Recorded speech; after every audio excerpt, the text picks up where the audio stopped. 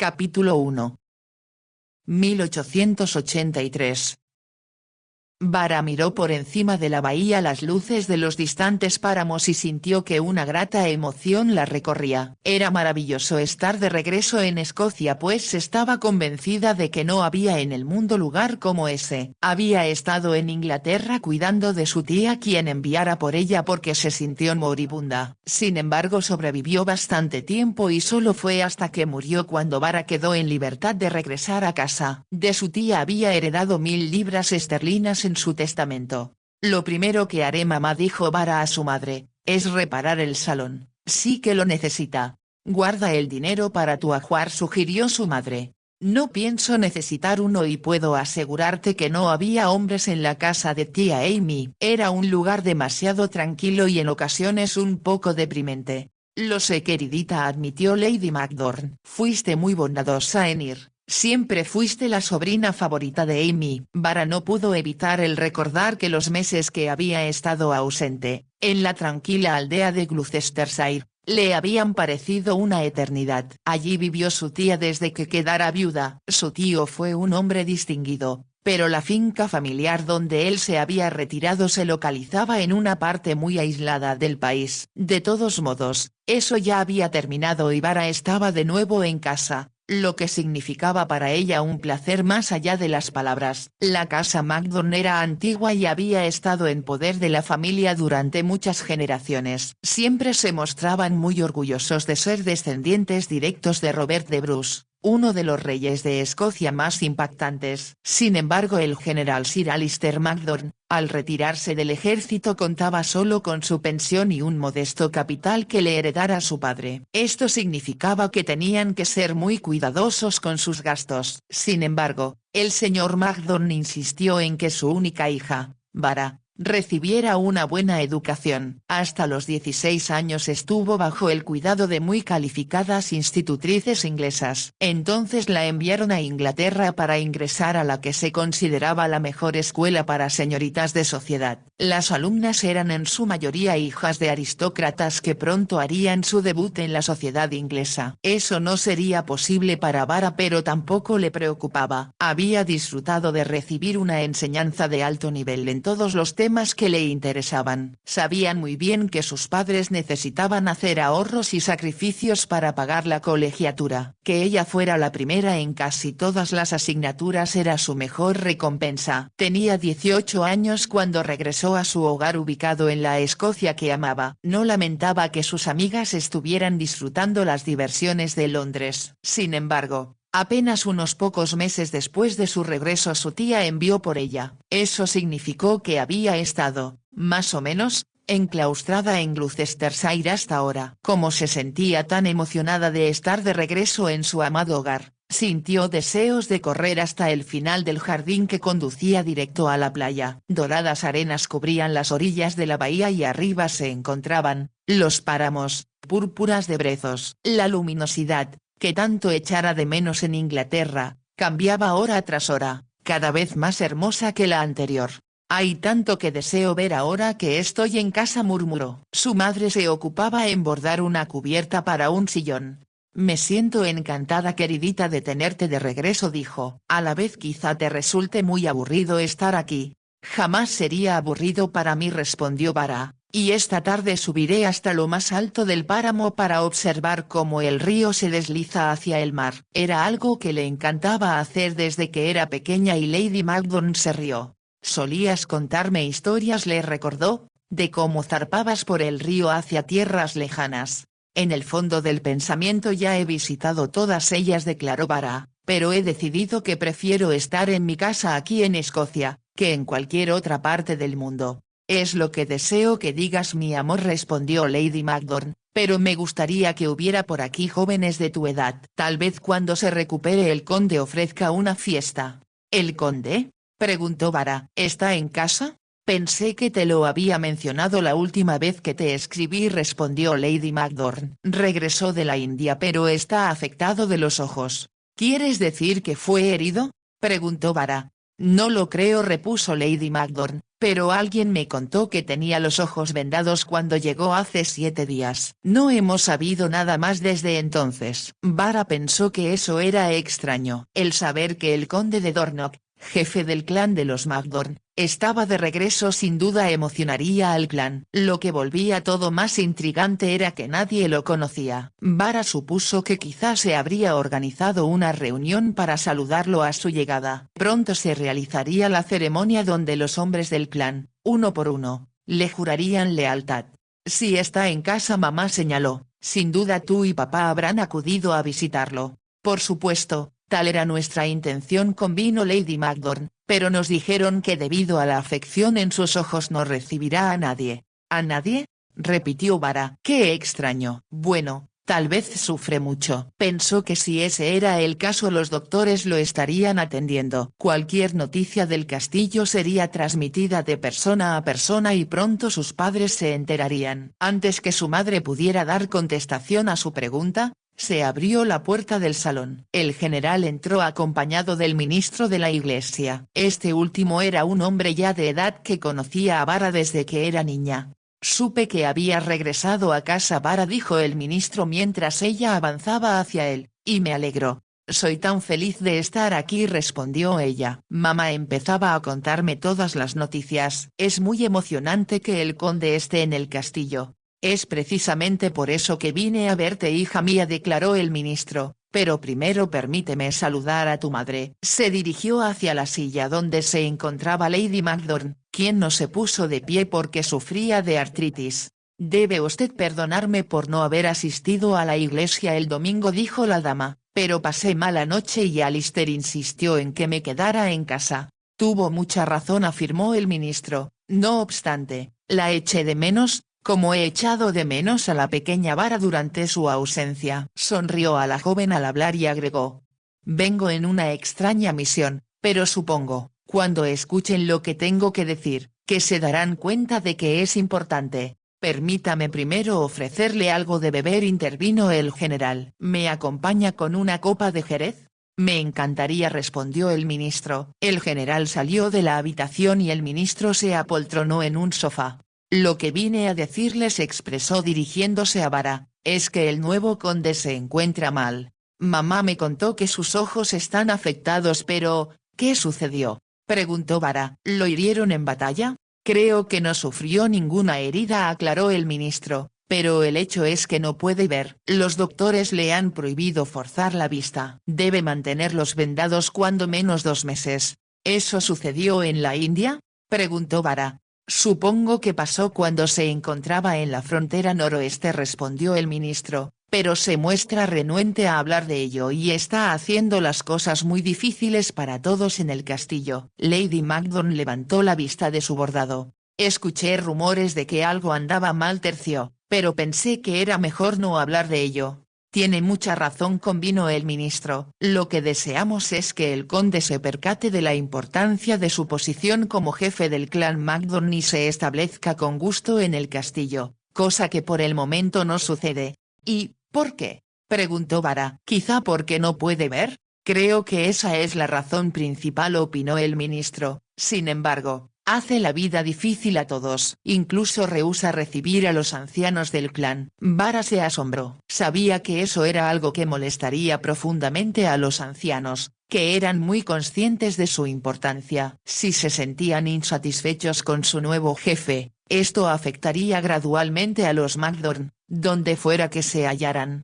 ¿Qué puede usted hacer al respecto?, preguntó Vara. Precisamente a eso he venido aquí, respondió el ministro. Me visitó el secretario de su señoría, el señor Bryden, a quien estoy seguro recuerdan y que ha servido en el castillo durante más de 20 años. Por supuesto, lo recuerdo, indicó Vara. Siento que algo debe hacerse por su señoría y lo más importante es conseguir quien le lea. Oh, sin duda el señor Bray, empezó a decir Lady Macdorn. El ministro levantó una mano. Voy a explicarme. El señor Bryden me dice que el conde no entiende el acento escocés. Insiste en tener con él a alguien que hable el mismo tipo de inglés que él. Vara ahogó una exclamación. No entiende el acento escocés, exclamó. Pero si es escocés, En efecto, de lo contrario no sería el noveno conde de Dornoch, respondió el ministro. Pero fue educado como un inglés. Hizo una pausa y continuó.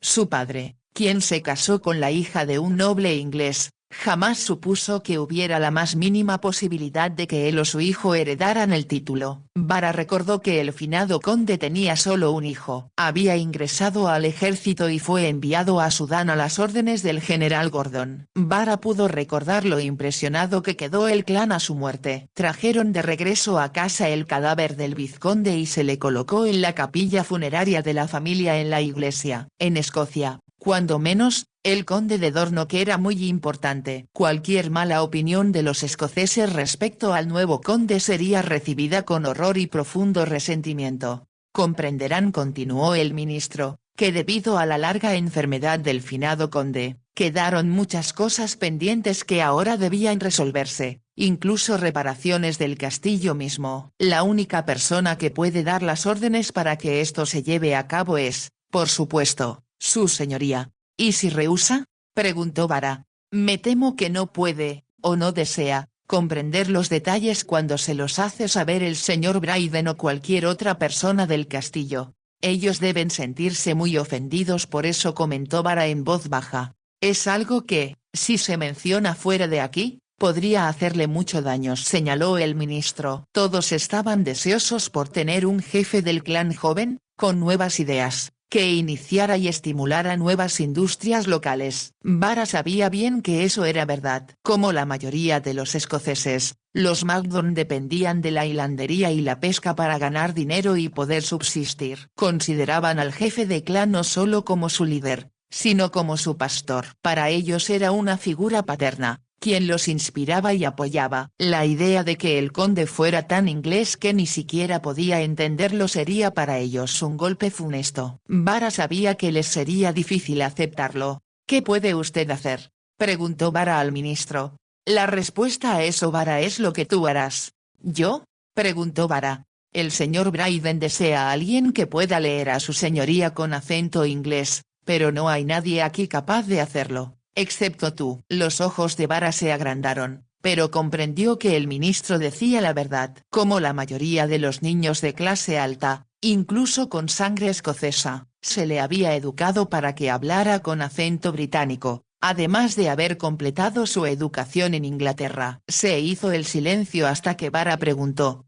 ¿En verdad me pide que vaya al castillo para leerle a su señoría? Te ruego que así lo haga, respondió el ministro. El señor Brayden se ha mostrado muy leal y ha mantenido alejada a la gente que muestra curiosidad respecto a su señoría. No se atreve a que los pescadores, guardabosques, ni nadie más se acerquen a él porque, sin duda, les dirá que no entiende cuánto le dicen. Y es evidente que tampoco desea hacerlo, comentó Vara. Me parece que es un joven muy difícil y alguien debe prevenirlo del mal que puede hacer si continúa con ese absurdo comportamiento. Dudo que eso le hiciera algún bien, respondió el ministro. Parece muy renuente a aceptar la posición en que se encuentra y resiente profundamente estar privado de la vista. A la vez detesta que se le compadezca porque creo le resulta degradante. Lady Magdon suspiró. Comprendo el problema, reverendo. Tengo la sensación de que podría resolverse si Vara, que siempre ha sido una criatura muy inteligente, no solo pudiera leerle, sino intentar hacerle comprender que el clan en realidad necesita de su liderazgo. Vara sabía que era verdad. El último conde tenía más de 80 años al morir. Durante los últimos 5 años su comportamiento había sido por completo senil. Nadie lo había visto,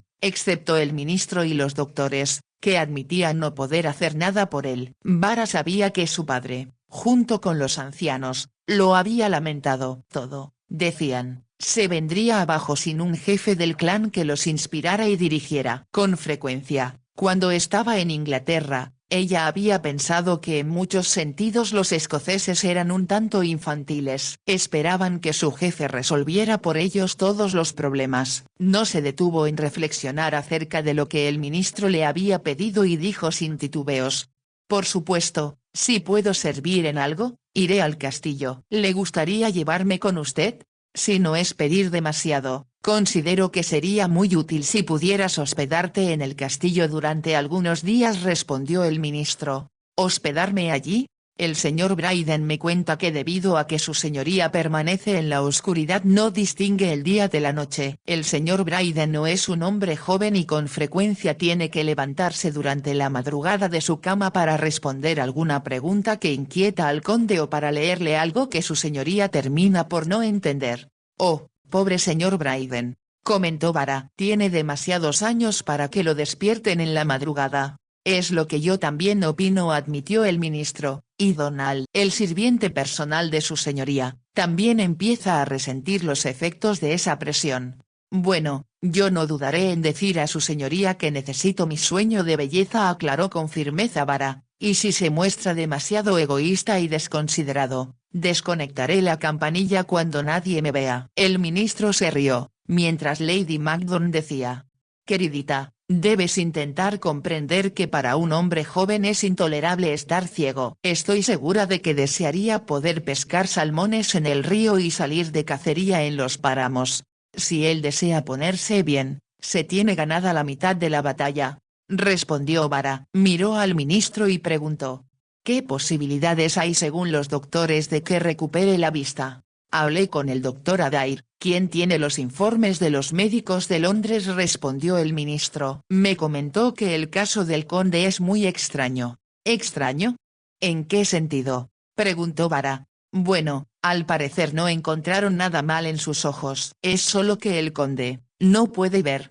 Pero es evidente que tiene algo mal, insistió Vara. Si me lo preguntan, intervino Lady Macdon, creo que la mayoría de los doctores están muy retrasados para la época. Con frecuencia leo en el periódico de operaciones que hacen mal y es evidente que los hombres heridos en batalla no reciben los tratamientos adecuados. Estoy de acuerdo con milady, respondió el ministro, pero supongo que la ciencia médica hace lo mejor que puede. No me sorprendería, continuó Lady Macdon, que el buen aire escocés y una alimentación adecuada resultaran mejor medicina para curarlo que cualquier otra cosa. Espero que tenga usted razón, suspiró el ministro. Mientras tanto, debe perdonarme por robarle a su hija cuando apenas acaba de regresar a casa. Pero sé que comprenderá. Nada es más importante que lograr que el nuevo jefe del clan se comporte como debe, indicó Vara. El ministro se rió. Entonces señaló: no es así como yo lo diría, pero estoy de acuerdo con que es algo muy importante en este momento. Vara se puso de pie. Iré a empacar lo que necesito, mas no prometo quedarme mucho tiempo. Estaba ansiosa por volver al lado de mis padres. Por supuesto, criatura, aceptó el ministro. Detesto causar esta molestia, pero no había nadie más a quien pudiera acudir. Le diré una cosa, reverendo, dijo Vara cuando ya llegaba a la puerta. Hay algunos excelentes caballos en el castillo y a menos que alguien los haya sacado de allí me resultarán muy útiles durante mis horas libres. Los ojos del ministro brillaron divertidos. Estoy seguro de que tiene razón Vara, y necesitan ejercicio. No te llevará mucho tiempo cabalgar a casa para visitar a tus padres. Es justo lo que pensaba, admitió Vara, y si su señoría dice en inglés que es algo que no puedo hacer, puede estar seguro de que yo tampoco lo voy a poder entender. El ministro rió de nuevo mientras ella cerraba la puerta y corría escalera arriba. No podía evitar pensar que era una aventura ir al castillo como huésped, no solo como visita. Desde antes que ella abandonara su casa para ir a Inglaterra, sus padres habían dejado de visitar al viejo conde. Y si lo hubieran hecho, él no los habría reconocido. Desde que era pequeña había pensado que el castillo era excitante, aunque muy imponente. Erguido muy firme, mirando desde arriba hacia la bahía, había resistido la invasión que, desde el otro extremo del Mar del Norte, los vikingos lanzaran contra Escocia. De acuerdo con los libros de historia, los hombres del clan demostraron ser tan feroces que las propiedades de los Macdon habían quedado sin ser tocadas. Más hacia el norte, los escoceses se habían refugiado en cuevas y permanecieron ocultos hasta que los barcos vikingos zarparon,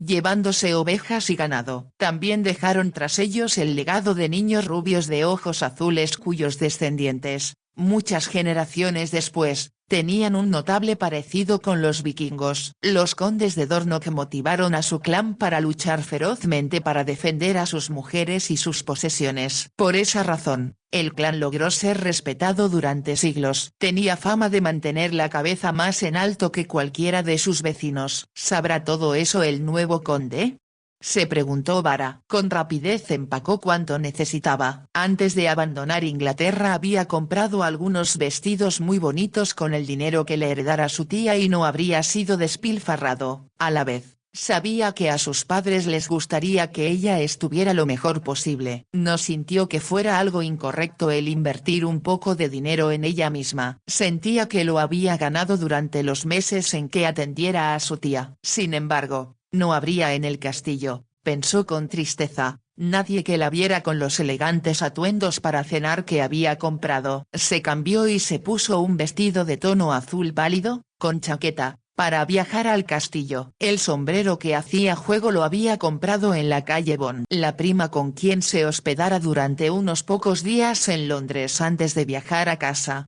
le había dicho que le favorecía mucho.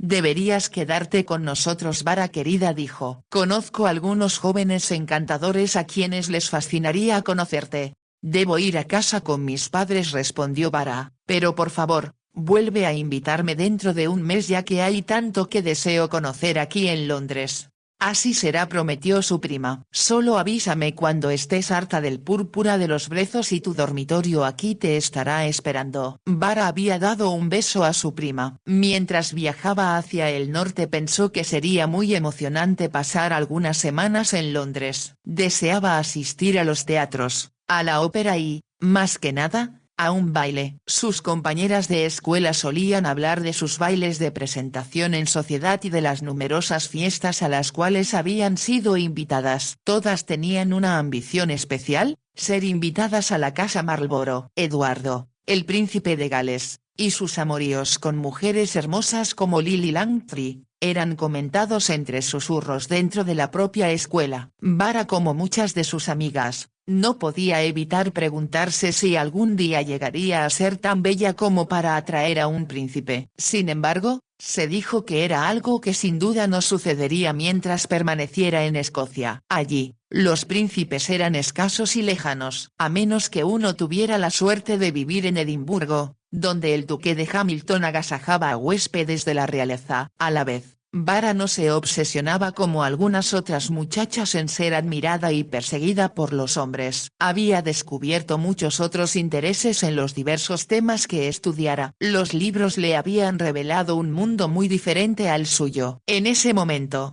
para ella cada día representaba una nueva aventura con algo que podía aprender o descubrir. Reflexionó, mientras terminaba de empacar, que mientras regresaba a casa, ansiosa de estar con sus padres, en ningún momento pensó que algo así pudiera sucederle. Cuando bajó, encontró a su padre y al ministro cada uno con una copa de jerez en la mano. Su madre preguntaba: ¿será correcto que Vara se hospede en el castillo sin una dama de compañía? Ya había pensado en eso, respondió el ministro. ¿Olvida usted que allí vive la señora Brayden? Por supuesto, reconoció Lady Macdorn. Qué tonta soy. Mas es una mujer tan reservada, que siempre pienso en el señor Brayden como soltero. El ministro sonrió. Mucha gente comete el mismo error, pero a la señora Brayden le gusta la soledad y está decidida a que sus habitaciones en el castillo permanezcan alejadas de todo. Los tres se rieron. Conocían la historia de cuando el señor Brayden, de joven, comunicó al viejo conde que deseaba casarse. Se le había informado entonces que quedaba estrictamente prohibido,